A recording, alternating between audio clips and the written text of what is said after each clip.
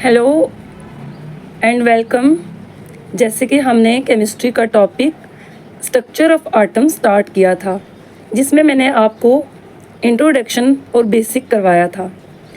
आज हम cathode ray experiment, Thompson model and Rutherford model पढ़ेंगे। अपनी तरफ से तो मैं कोशिश करूँगी कि मैं आपको अच्छे से समझा सकूँ, और मेरी कोशिश तो यही रहेगी कि आपको अच्छे से अच्छे समझ आए। तो आपको टेंशन नहीं लेनी है कि ये मॉडल क्या हैं क्या नहीं हैं।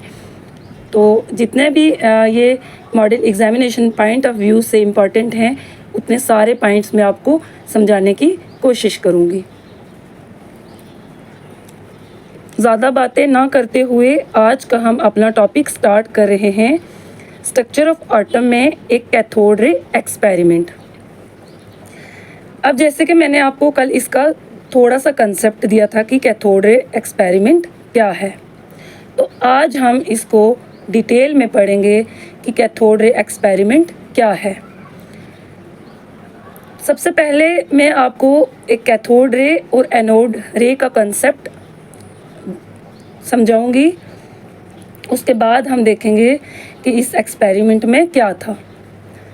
अब जैसे कैथोड रे है, इसको जे थॉमसन ने डिस्कवर किया था, क्योंकि कैथोड रे एक्सपेरिमेंट भी उन्होंने ही दिया था, तो जाहिर सी बात है तो कैथोड रे भी तो उन्होंने ही डिस्कवर किया होगा। जो ये कैथोड रे है, ये ओरिजिनेट होती है कैथोड से और ट्रैवल करती है स्ट्रेट लाइन में। फॉर एग्जांपल जैसे मैं यहाँ पे आपको बता रही हूँ, ये जैसे कैथोड है, अगर फॉर एग्जांपल यहाँ से कैथोड रेज आ रही हैं तो ये ट्रैवल करेंगी स्ट्रेट लाइन में। अब जैसे कैथोड रे है, तो कैथोड रे में नेगेटिव चार्ज होता है, ये कैरी करता है नेगेटिव चार्ज और जनरेट करता है एक्स रेज। जैसे कि आपने देखा होगा एक्सरे वगैरह होती है, ये MRI CT स्कैन वगैरह, तो जैसे एक्सरे होती है ना, जैसे एक्सरे करवाते हैं लोग, तो वहाँ पे कौन सी रेज होती हैं? यही कैथोड रेज ही होती हैं, और ये रेज कैरी करती हैं नेगेटिव चार्ज। तो मैंने आपको बताया कि कैथोड रे को डिस्कवर जे थॉमसन ने किया था, और आपको कैसे याद रखना है कि कैथोड रे कौन सी रेज कैरी करती हैं। जैसे यहाँ पे मैंने NC लिखा है, NC होती है ना, NCC NSS NC, ऐसे याद रखो NC से कि negative charge means cathode ray carry करती है नेगेटिव चार्ज। एनोड रे क्या है? एनोड रे को हम पॉजिटिव रेज बोलते हैं। जैसे कि कैथोड रे कैरी कर रही थी नेगेटिव चार्ज, ऐसे ही एनोड रे कैरी करेगी positive charge.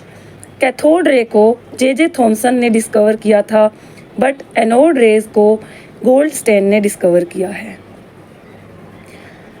Anode positive raise carry करते हैं। जैसे मैंने आपको यहाँ बताया कि कैथोड रेज ओरिजिनेट, मतलब कैथोड रे उसी के नाम से ही ओरिजिनेट हो रही हैं, कैथोड से, बट एनोड रेज एनोड से ओरिजिनेट नहीं होती हैं। ये आपको याद रखना है कि कैथोड रेज ओरिजिनेट होती हैं कैथोड से उसी के नाम से ही, बट एनोड रेज ओरिजिनेट नहीं होती हैं एनोड से।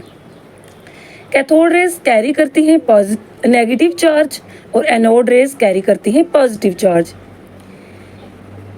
सो ये था कैथोड रेज और एनोड रेज का थोड़ा सा कंसेप्ट। अब हमारा टॉपिक था कैथोड रे एक्सपेरिमेंट। तो कैथोड रे एक्सपेरिमेंट देखो, जे थॉमसन ने इलेक्ट्रॉन डिस्कवर किया था, तो वो इसी एक्सपेरिमेंट के थ्रू उन्होंने ये इलेक्ट्रॉन डिस्कवर किया था। तो कैथोड रे एक्सपेरिमेंट आपको याद रखना है कि कैथोड रे एक्सपेरिमेंट किसने दिया था और किसने ये एक्सपेरिमेंट किया था। ये जे थॉमसन ने ये एक्सपेरिमेंट किया था। अब इस एक्सपेरिमेंट में उन्होंने क्या किया? इस एक्सपेरिमेंट में उन्होंने कैथोड रे ट्यूब का यूज़ किया। ये है आपकी कैथोड रे ट्यूब। ओके, तो आपको याद रखना है कि कैथोड रे एक्सपेरिमेंट में जे थॉमसन ने कैथोड रे ट्यूब का यूज़ किया। जो कैथोड रे ट्यूब क्या है? एक वैक्यूम सील्ड ट्यूब है, जिसमें क्या है कि कैथोड और एनोड एक एंड पे हैं, और वो क्रिएट कर रहे हैं बीम ऑफ इलेक्ट्रॉन जो ट्रैवल कर रहे हैं other end of the tube. जैसे मैं आपको समझाती हूँ, देखो मैंने ये डायग्राम बनाई है। यहाँ पे ये कंट्रोल ग्रिड है। उसके बाद जैसे बीच में ये ऐसे हीटर की कॉइल वगैरह होती है ना, ये हीटर है। ये हमारा ये कैथोड है, और जो ये है ना हमारा ये हमारा एनोड है। ठीक है, मीन्स कि कैथोड और एनोड इसी साइड पे है, एक ही साइड पे है। अब यही कैथोड और एनोड क्या करेंगे, अब जैसे ये वैक्यूम सील ट्यूब है, इसके अंदर एयर वगैरह भी होगी, क्या होगी, एयर वगैरह भी होगी। अब जैसे ही जो इस चैम्बर के अंदर एयर है उसको हम हाई वोल्टेज अप्लाई करेंगे, तो जिसकी वजह से क्या होगा कि इलेक्ट्रिसिटी फ्लो करेगी इस एयर के थ्रू। अब ये इलेक्ट्रिसिटी फ्लो कहाँ से कहाँ करेगी, आपको हमेशा याद रखना है कि इलेक्ट्रिसिटी फ्लो करती है नेगेटिव इलेक्ट्रोड से पॉजिटिव इलेक्ट्रोड की तरफ। बस इसमें यही था कि जे थॉमसन ने ये एक्सपेरिमेंट दिया। उन्होंने एक कैथोड रे ट्यूब का यूज़ किया। ये कैथोड रे ट्यूब एक वैक्यूम सील ट्यूब है जिसमें कैथोड और एनोड एक एंड पे हैं, और जो क्रिएट देखो ना यहाँ से ये निकल रही है, ये बीम ऑफ इलेक्ट्रॉन है, ये ट्रैवल कर रहे हैं। यहाँ से अगर निकलेंगे तो ये दूसरे एंड की तरफ ट्रैवल करेंगे, बट ये स्ट्रेट लाइन में ट्रैवल कर रहे हैं। तो यही एक्सपेरिमेंट में उन्होंने यही बोला कि ये एक वैक्यूम सील ट्यूब है, अगर हम जो इसके अंदर एयर होगी, अगर हम उसको हाई वोल्टेज वगैरह अप्लाई करेंगे तो जिसकी वजह से इलेक्ट्रिसिटी जनरेट होगी। और इलेक्ट्रिसिटी अगर जनरेट हो रही है मीन्स इलेक्ट्रॉन फ्लो हो रहे हैं। इलेक्ट्रॉन कहाँ से कहाँ ट्रैवल करेंगे, इलेक्ट्रॉन नेगेटिव इलेक्ट्रोड से पॉजिटिव इलेक्ट्रोड की तरफ ट्रैवल करेंगे। अब उन्होंने इस एक्सपेरिमेंट में ये बोला कि जो इलेक्ट्रॉन है ना वो डिपेंड नहीं करते हैं इलेक्ट्रोड और एयर पे। इलेक्ट्रॉन डिपेंड नहीं करेंगे कि एयर कैसी है, हाई वोल्टेज है, लो है, क्या है, हाई वोल्टेज अप्लाई कर रहे हैं, नहीं कर रहे हैं, या इलेक्ट्रोड जो भी है, तो इलेक्ट्रॉन उन पे डिपेंड नहीं करता है। अब इस एक्सपेरिमेंट से जे थॉमसन ने ये ऑब्ज़र्व किया कि जो एटम होता है ना वो कोई सिंपल चीज़ नहीं है। उन्होंने बोला कि जो एटम है वो उसमें एटलीस्ट एक सब एटॉमिक पार्टिकल होगा जिसको हमने नाम देना है इलेक्ट्रॉन। मीन्स एटम है, इनके अकॉर्डिंग उन्होंने बोला एटम में एक सब एटॉमिक पार्टिकल होना चाहिए और उसका नाम है इलेक्ट्रॉन। अब जैसे कि मैंने आपको कल इलेक्ट्रॉन के बारे में कंसेप्ट दिया था, हमने कल इलेक्ट्रॉन के बारे में डिस्कस किया था कि इलेक्ट्रॉन को हम डिनोट करते हैं ES नेगेटिव से डिनोट करते हैं। और मैंने आपको ये भी बताया था कि इलेक्ट्रॉन क्या होते हैं, इलेक्ट्रॉन नेगेटिवली चार्ज पार्टिकल्स होते हैं। अब नेगेटिवली चार्ज पार्टिकल होते हैं और इसको डिस्कवर जे थॉमसन ने किया था। और इलेक्ट्रॉन जो है ना वो न्यूक्लियस के आउटसाइड प्रेजेंट होता है, जो कि रिवॉल्व करता है अराउंड द न्यूक्लियस। ये हमने इलेक्ट्रॉन का थोड़ा सा हमने आपको याद रखना है कि जो कैथोड रे एक्सपेरिमेंट है ये जे थॉमसन ने दिया था, और इसमें उन्होंने इलेक्ट्रॉन को डिस्कवर किया कि इलेक्ट्रॉन, देखो जैसे उन्होंने बोला ना कि जैसे कैथोड और एनोड हैं, जैसे हाई वोल्टेज अप्लाई करेंगे तो इलेक्ट्रिसिटी जनरेट होगी, मीन्स कि इलेक्ट्रॉन फ्लो करेगा और electron flow negative to positive charge की तरफ। अब नेगेटिव देखो, नेगेटिव चार्ज, नेगेटिव हमने किसको नाम दिया था कल, इलेक्ट्रॉन को, कि इलेक्ट्रॉन नेगेटिवली चार्ज पार्टिकल्स होते हैं। तो हमारी जो इलेक्ट्रिसिटी जनरेट हुई है, जो इलेक्ट्रॉन का फ्लो है, वो भी तो नेगेटिव इलेक्ट्रोड से पॉजिटिव इलेक्ट्रोड की तरफ हो रहा है ना। तो यहीं से तो इलेक्ट्रॉन की डिस्कवरी हुई कि इलेक्ट्रॉन, ये उन्होंने यही बोला कि एक एटम जो है उसमें इलेक्ट्रॉन है जो नेगेटिवली चार्ज कैरी करता है और वो फ्लो करता है, मतलब कि जो भी इलेक्ट्रिसिटी होती है वो फ्लो करती है नेगेटिव चार्ज से पॉजिटिव चार्ज की तरफ। तो नेगेटिवली चार्ज पार्टिकल हमारा इलेक्ट्रॉन ही होता है। तो इसी एक्सपेरिमेंट से ये डिस्कवर हुआ कि इलेक्ट्रॉन क्या है। अब जैसे कि हमने कैथोड रे एक्सपेरिमेंट को डिस्कस किया, बट आपको ये थोड़ा सा टफ लग रहा होगा कि ये क्या cathode ray, Thompson model, Rutherford model, but मेरी तरफ से यही कोशिश रहेगी कि आपको कंसेप्ट अच्छे से समझ आए। तो प्लीज़ अगर आपको कोई भी डाउट हो तो आप मुझे कमेंट सेक्शन में ज़रूर पूछिए। Let's start Thompson model of atom. Next हमारा रहेगा कि थॉमसन मॉडल ऑफ एटम क्या है। पहले तो आपको ये बात याद रखनी है कि जो ये थॉमसन मॉडल था ना, यही फर्स्ट मॉडल ऑफ ऑटम है। ऑटम का सबसे पहला मॉडल जो है, ये एग्ज़ाम में क्वेश्चन पूछ सकते हैं कि जो ऑटम का सबसे फर्स्ट मॉडल कौन था, थॉमसन मॉडल था, रदरफोर्ड मॉडल था, बोहर मॉडल था या कैथोड रे एक्सपेरिमेंट था। बट आपको याद रखना है कि सबसे पहला जो मॉडल था ऑटम का, वो था थॉमसन मॉडल ऑफ ऑटम था। अब इस मॉडल में उन्होंने थॉमसन जो थे उन्होंने क्या कहा, उनके अकॉर्डिंग ये क्या था, ऑटम क्या है उनके अकॉर्डिंग, क्योंकि हम स्ट्रक्चर ऑफ ऑटम पढ़ रहे हैं तो ऑटम की ही डिस्कवरी की होगी हर एक ने। जैसे थॉमसन मॉडल ने अपने व्यूज़ दिए होंगे, रदरफोर्ड मॉडल में उन्हें अपने व्यूज़ रखे होंगे, ऐसे ही अलग अलग मॉडल्स हैं। चलो हम समझते हैं कि थॉमसन के अकॉर्डिंग ऑटम क्या है। थॉमसन के अकॉर्डिंग ऑटम जो है वो पॉजिटिवली चार्ज स्फीयर है और इलेक्ट्रॉन उसमें एम्बेडेड होते हैं। देखो मैं आपको इस एग्जांपल से समझाती हूँ। ये मैंने वाटरमेलन की डायग्राम बनाई है, बट उतनी अच्छी नहीं बनी होगी, आपको ये समझनी है।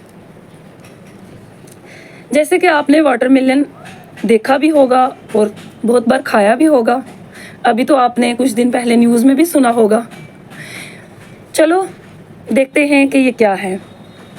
ये हमारा है वाटरमेलन। अब इसका एक रेड पार्ट होता है और बीच में सीड्स होते हैं, ठीक है। तो थॉमसन के अकॉर्डिंग जो ये रेड पार्ट है वो हमारा प्रोटॉन होगा, मीन्स पॉजिटिवली चार्ज पार्टिकल्स होंगे, और जो ब्लैक मीन्स ये जो सीड हैं इसके बीच में एम्बेडेड हैं, मीन्स उसके बीच में पड़े होते हैं जो सीड, ब्लैक सीड, उनको इन्होंने कंपेयर किया इलेक्ट्रॉन से। इलेक्ट्रॉन जो कि नेगेटिवली चार्ज पार्टिकल होते हैं। तो इनके अकॉर्डिंग ऑटम क्या है, ऑटम जो है वो पॉजिटिवली चार्ज स्फीयर होता है और इलेक्ट्रॉन उसमें एम्बेडेड होते हैं। तो यहाँ पे उन्होंने बोला कि पॉजिटिव और नेगेटिव चार्ज मीन्स जो ये रेड वाला पार्ट है और ये वाला वो इक्वल इन मैग्नीट्यूड है। और अगर देखो जैसे अगर कहीं पे भी पॉजिटिव चार्ज और नेगेटिव चार्ज इक्वल होते हैं ना, तो उनको हम इलेक्ट्रिकली न्यूट्रल बोलते हैं। न्यूट्रल होता है जैसे पॉजिटिव चार्ज नेगेटिव चार्ज बराबर हैं। तो जैसे फॉर एग्जांपल आप यहाँ पे मैं बताती हूँ, जैसे हम मैथ में लिखते हैं ना 100 इज इक्वल टू 100, ऐसा कुछ लिखते हैं। अब जब 100 और 100 बराबर होते हैं तो हम इसको कट कर देते हैं। अगर जब ये कट होंगे तो इनकी वैल्यू क्या होती है, 0 हो जाती है। ऐसे ही इस मॉडल के अकॉर्डिंग अगर पॉजिटिव चार्ज और नेगेटिव चार्ज इक्वल होंगे तो उनको इन्होंने बोला कि वो इलेक्ट्रिकली न्यूट्रल होते हैं। जैसे कि मैंने आपको कल बताया भी था कि न्यूट्रल जो होता है उसका 0 चार्ज होता है, मीन्स जिसमें पॉजिटिव और नेगेटिव चार्ज बराबर होते हैं। तो ये था थॉमसन मॉडल का कंसेप्ट। आपको इसको रट्टा नहीं लगाना है, आपको इतना याद रखना है कि ये फर्स्ट मॉडल ऑफ ऑटम है जिसमें उन्होंने इसको कंपेयर किया क्रिसमस पुडिंग से या वाटरमेलन से। जैसे मैंने आपको बताया कि वाटरमेलन तो आपने खाया होगा, आपने रेड पार्ट भी देखा होगा, आपने सीड भी निकाल के बाहर फेंके होंगे। तो यही समझो, ये कंसेप्ट समझो कि उनके अकॉर्डिंग जो रेड पार्ट था ना वो पॉजिटिव चार्ज है जिसमें सीड मीन्स सीड को उन्होंने इलेक्ट्रॉन बोला, जो उसके बीच में एम्बेडेड होते हैं, बीच में होते हैं, उसको उन्होंने थॉमसन ने सीड को कंपेयर किया इलेक्ट्रॉन से। तो इसमें उन्होंने बोला कि जो रेड पार्ट है और ब्लैक जो सीड है वो इक्वली मैग्नीट्यूड है, तो इसीलिए इसको इन्होंने इलेक्ट्रिकली न्यूट्रल बोला। बस आपको इसमें इतना याद रखना है कि जैसे हम बोलते हैं ना, जैसे ये हमारा ऑटम है तो उसके बीच में ये न्यूक्लियस होता है। तो न्यूक्लियस में क्या होता है, पॉजिटिव चार्ज होता है, मतलब प्रोटॉन और न्यूट्रॉन होते हैं। बस उन्होंने यहीं पे बोला कि ऑटम होता है जिसमें क्या होता है कि पॉजिटिवली चार्ज स्फीयर होता है और उसमें क्या होते हैं हमारे जो इलेक्ट्रॉन होते हैं वो एम्बेडेड होते हैं। तो बस इस मॉडल में इतना ही था, थॉमसन मॉडल में, कि उन्होंने आपको याद रखना है कि उन्होंने वाटरमेलन से उसको कंपेयर किया कि हमारे प्रोटॉन क्या हैं और इलेक्ट्रॉन क्या हैं, उससे इन्होंने कंपेयर किया। तो ये था हमारा थॉमसन मॉडल ऑफ ऑटम। तो अब हमारा है नेक्स्ट, हमारा है रदरफोर्ड मॉडल। इसमें उन्होंने क्या कहा है, चलो पढ़ते हैं, चलो समझते हैं हम next Rutherford model of autumn. इनके अकॉर्डिंग क्या है।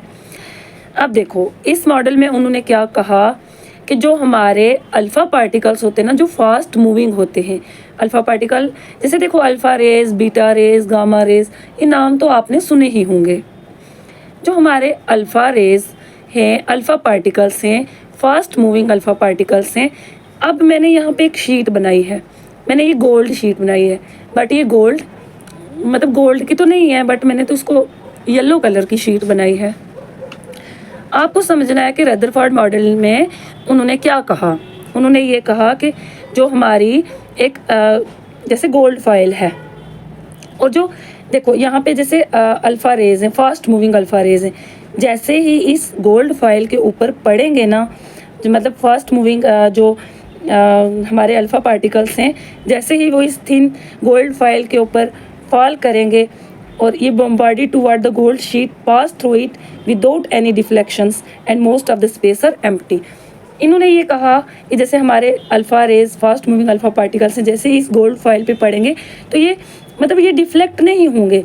डिफ्लेक्ट का मतलब होता है कि बैंड नहीं होते हैं।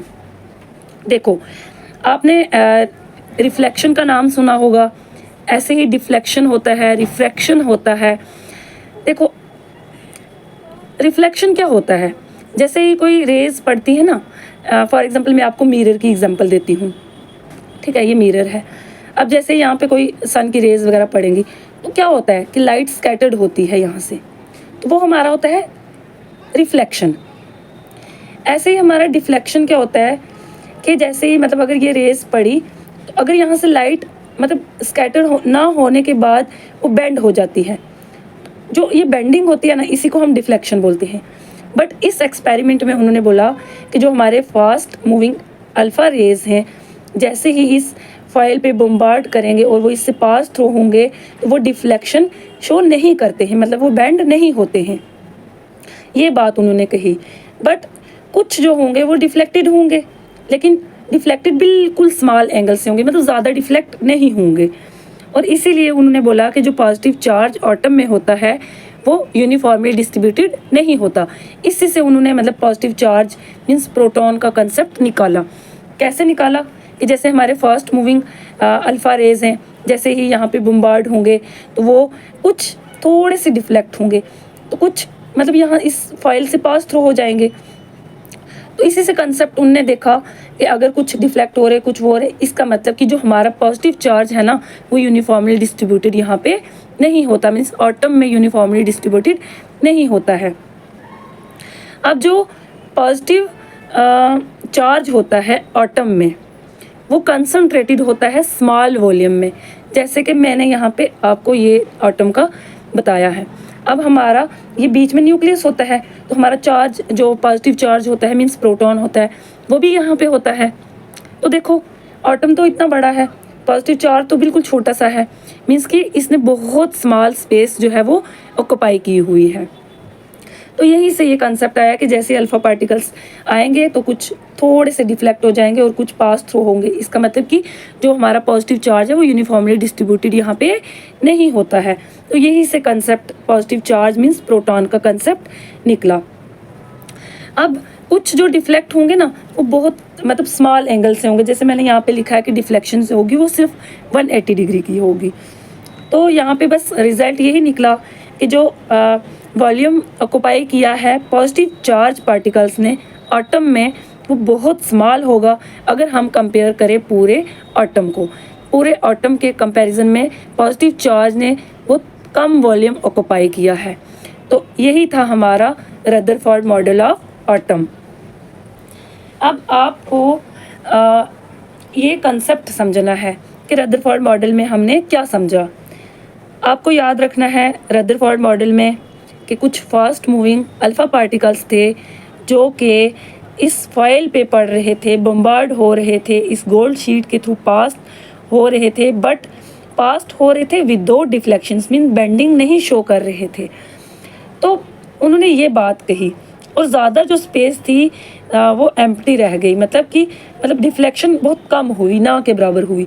कुछ जो थे पार्टिकल्स उन्होंने डिफ्लेक्शन शो की और इससे क्या हुआ कि पॉजिटिव जो चार्ज था एटम में वो यूनिफॉर्मली डिस्ट्रीब्यूट नहीं हुआ। तो इसी से उन्होंने कंसेप्ट निकाला कि जो पॉजिटिव चार्ज होता है वो एटम में उसने बहुत स्मॉल वॉल्यूम जो है वो ऑक्यूपाई किया होता है। तो ये रदरफोर्ड मॉडल का कंसेप्ट था। आपको इसको रट्टा नहीं लगाना है क्योंकि ये आपको हर एक मतलब बुक में मिल जाएगा, बट आपको इसका कंसेप्ट समझना है कि उन्होंने क्या कंसेप्ट दिया था। तो ये था हमारा रदरफोर्ड मॉडल। अब हम इसके कुछ लिमिटेशंस देखेंगे और इसके हम कुछ मेरिट देखेंगे, मेरिट और डीमेरिट भी देखेंगे कि इस मॉडल के अकॉर्डिंग क्या मेरिट थे, मतलब क्या हुआ एटम्स की, उन्होंने क्या हमें इंफॉर्मेशन दी, तो वो अभी हम समझेंगे। अब आपको ये जो मॉडल्स मैंने आपको एटम के रिलेटेड पढ़ाए समझाए, आपको बोर नहीं होना है इनको पढ़ के। आपको अगर आप ये कंसेप्ट समझ लेंगे तो आपको कहीं पे भी मुश्किल नहीं आएगी। तो प्लीज़ आप मेरी वीडियोस को 2-3 बार सुनिए ताकि आपके कंसेप्ट क्लियर हो जाएं। अपनी तरफ से तो मैं कोशिश कर रही हूँ कि मैं आपको कंसेप्ट समझाने की कोशिश करूँ। मेरा यही मोटिव है, मेरा यही मकसद है कि मैं आपको जो भी मेरे से हो सके मैं आपको कंसेप्ट समझाने की कोशिश करूँगी। और तो प्लीज़ आप मुझे कमेंट सेक्शन में अपने डाउट्स बताइए, आपकी क्या डाउट्स हैं, आपको कहाँ से समझ नहीं आ रही है, आपको कुछ भी पूछना है तो प्लीज़ आप मुझे कमेंट सेक्शन में ज़रूर पूछिए। मुझे भी अच्छा लगेगा अगर आप पूछेंगे, तो नेक्स्ट टाइम मैं भी आपके लिए अच्छे से वीडियोस लाऊंगी और कोशिश करूंगी कि आपको इससे ज़्यादा अच्छे से समझा सकूं। तो चलो बातें कर ली, अब हम समझेंगे।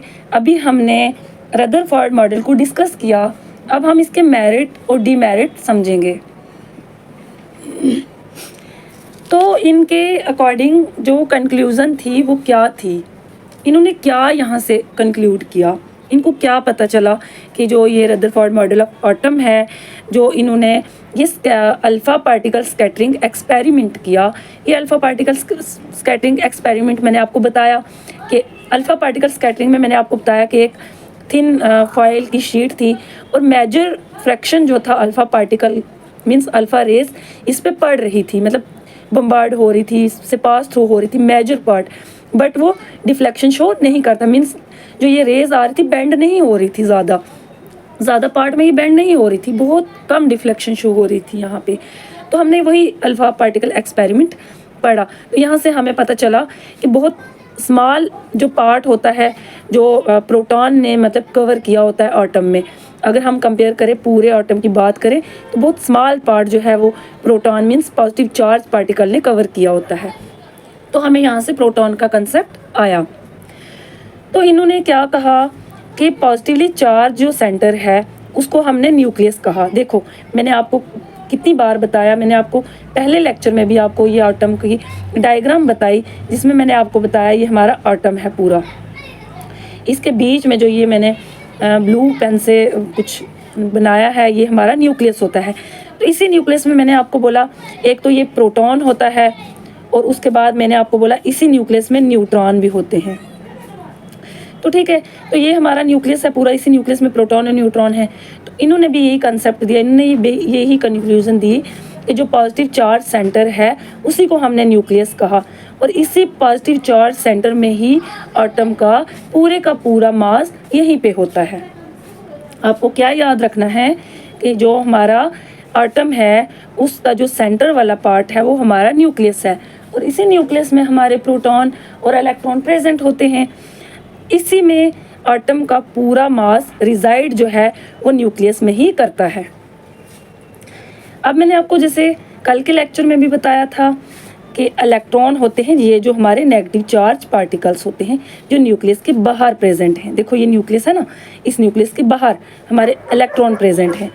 अब ये इनके अकॉर्डिंग जो ये हमने अल्फ़ा पार्टिकल स्कैटरिंग एक्सपेरिमेंट देखा, हमने एक्सपेरिमेंट पढ़ा, इसको समझने की कोशिश की, तो हमने ये देखा कि जो ये इलेक्ट्रॉन हैं ये इस न्यूक्लियस के अराउंड रिवॉल्व कर रहे हैं। अब और यही जो रिवॉल्व कर रहे हैं ना ये अपने एक हम बोल सकते हैं कि ये वेल डिफाइंड ऑर्बिट में ये न्यूक्लियस के अराउंड रिवॉल्व कर रहे हैं। अब इनके अकॉर्डिंग इन्होंने बोला कि जो हमारे इलेक्ट्रॉन हैं, मतलब हमारे इलेक्ट्रॉन नहीं, अरे आटम में इलेक्ट्रॉन प्रोटॉन न्यूट्रॉन हैं, इनकी बात कर रहे हैं, इलेक्ट्रॉन प्रोटॉन न्यूट्रॉन की, हमारी तो नहीं बात कर रहे, सॉरी। इलेक्ट्रॉन जो हैं वो इस न्यूक्लियस के अराउंड ऐसे रिवॉल्व करेंगे, अपने सर्कुलर मोशन में करेंगे, ठीक है। इस सर्कुलर मोशन में करेंगे, मतलब वेल डिफाइंड ऑर्बिट इसको हम बोलते हैं, उसमें करेंगे। अब इन्होंने ये कंक्लूड किया कि जो न्यूक्लियस का साइज़ है, अगर हम आटम से कंपेयर करें, देखो ये आटम पूरा है, ये न्यूक्लियस है, अगर हम इससे कंपेयर करें तो आटम का न्यूक्लियस का साइज़ जो है वो आटम के कंपैरिजन में बहुत छोटा है। ये चीज़ इन्होंने कंक्लूड की इस एक्सपेरिमेंट में। पहले उन्होंने क्या बोला कि पॉजिटिव चार्ज जो है वो न्यूक्लियस में रिजाइड कर रहा है, एक बात उन्होंने ये बोली। उसके बाद दूसरी बात उन्होंने ये बोली कि सारा का सारा आटम का मास जो है वो न्यूक्लियस में रिजाइड कर रहा है। थर्ड बात उन्होंने बोली कि जो इलेक्ट्रॉन हैं, मींस ये इलेक्ट्रॉन हैं, ये रिवॉल्व करेंगे, मींस घूमेंगे न्यूक्लियस के अराउंड। फिर फोर्थ उन्होंने ये बोला कि जो न्यूक्लियस का साइज़ है वो आटम के कंपैरिजन में बहुत छोटा है, बहुत स्मॉल है। तो ये इनके मेरिट थे जो इन्होंने इस अल्फ़ा पार्टिकल स्कैटरिंग एक्सपेरिमेंट के थ्रू हमें बताए। अब इसके लिमिटेशंस क्या हैं, मींस इसके डीमेरिट क्या हैं। देखो, जैसे कोई चीज़ सर्कुलर मोशन में घूम रही है ना, रिवॉल्व कर रही है, एक टाइम आएगा कि वो बहुत तेज़ हो जाएगी, मींस अपनी स्पीड पकड़ लेगी, एक्सेलरेशन हो जाएगा, तो एट द एंड क्या होगा, वो चीज़ गिर जाएगी, मतलब टूट जाएगी। ऐसे ही इन्होंने बोला कि इलेक्ट्रॉन अगर रिवॉल्व कर रहे हैं ना न्यूक्लियस के अराउंड, तो जो पार्टिकल सर्कुलर ऑर्बिट में क्या करेंगे कि मतलब मैंने आपको ये बताया कि जो इलेक्ट्रॉन रिवॉल्व कर रहे हैं, एक टाइम आएगा कि वो मतलब वो इतने फास्ट मूव करने स्टार्ट हो जाएंगे कि वो क्या एक्सपीरियंस करेंगे, एक्सेलरेशन, मीन्स उनकी स्पीड बहुत तेज़ हो जाएगी, ये समझ लो, जिसकी वजह से क्या होगा, एनर्जी लॉस हो जाएगी। जैसे ही एनर्जी लॉस हो जाएगी तो ये देखो ना, ये सारे के सारे कहाँ पे फॉल करेंगे, न्यूक्लियस के ऊपर, मींस न्यूक्लियस के ऊपर गिर जाएंगे ये जो भी इलेक्ट्रॉन होगा, इलेक्ट्रॉन, क्योंकि इतने सर्कुलर मोशन में, मतलब इतने तेज़ तेज़ ये रिवॉल्व कर रहे हैं, इतने तेज़ रिवॉल्व कर रहे हैं कि ये एक्सपीरियंस करेंगे एक्सेलरेशन, जिसकी वजह से क्या होगी कि अपनी एनर्जी लॉस कर देंगे और आखिर ये कहाँ पे आके गिरेंगे, न्यूक्लियस के ऊपर गिरेंगे। तो ये इसका ड्रॉबैक था कि इलेक्ट्रॉन जैसे ही न्यूक्लियस के ऊपर आके गिरेंगे तो मीन्स कि वो न्यूक्लियस जो होगा वो स्टेबल नहीं रहेगा। जब कोई चीज़ स्टेबल नहीं रहती है तो वो क्या करती है, वो मीन्स ये समझ लो कि ये अनस्टेबल हो जाएगा, मीन्स न्यूक्लियस स्टेबल नहीं होगा, तो जिसकी वजह से मैटर एग्जिस्ट ही नहीं करेगा। अगर ये स्टेबल नहीं है तो ये एग्जिस्ट ही नहीं करेगा आटम।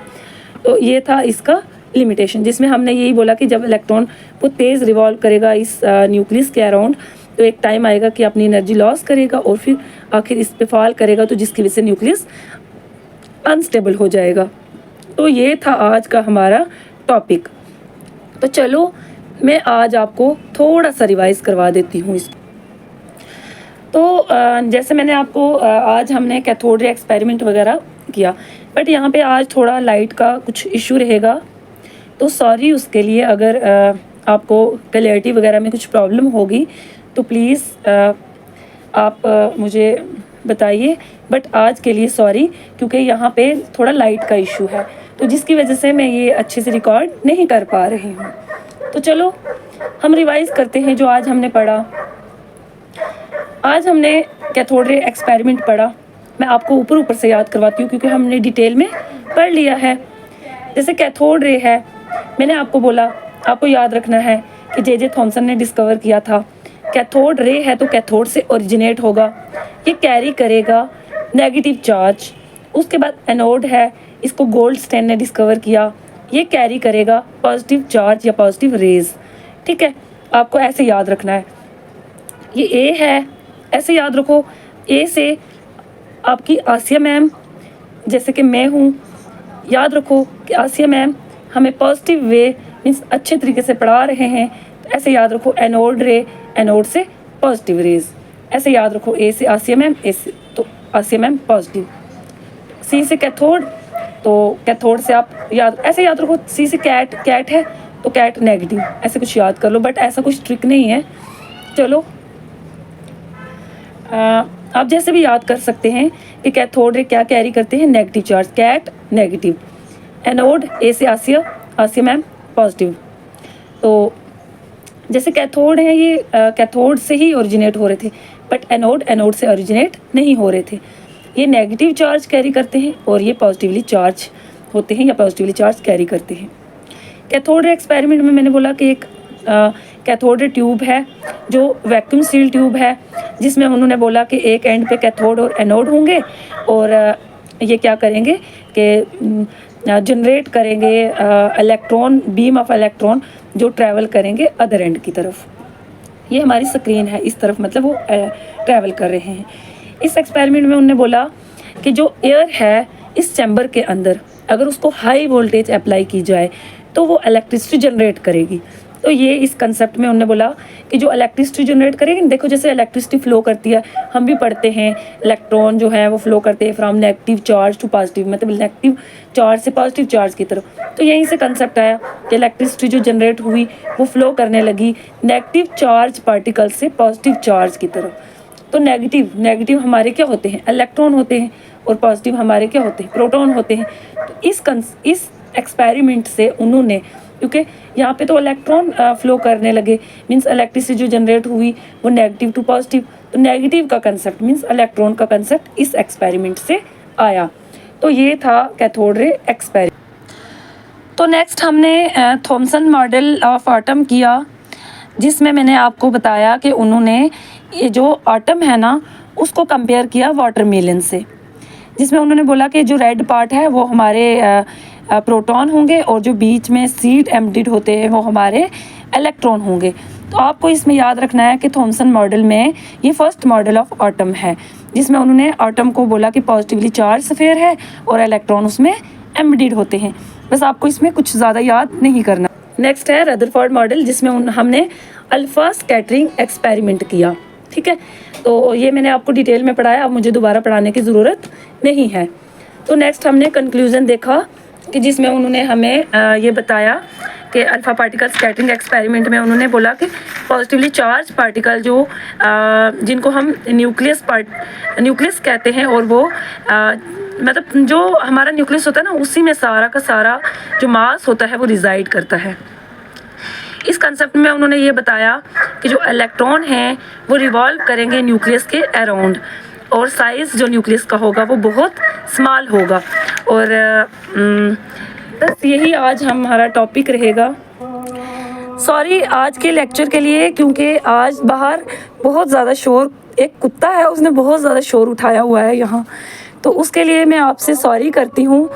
तो चलो आज का लेक्चर हम यहीं पे ख़त्म करते हैं। तो अगर आपको कोई भी प्रॉब्लम हो तो प्लीज़ आप मुझे कमेंट सेक्शन में ज़रूर बताइए। Thank you.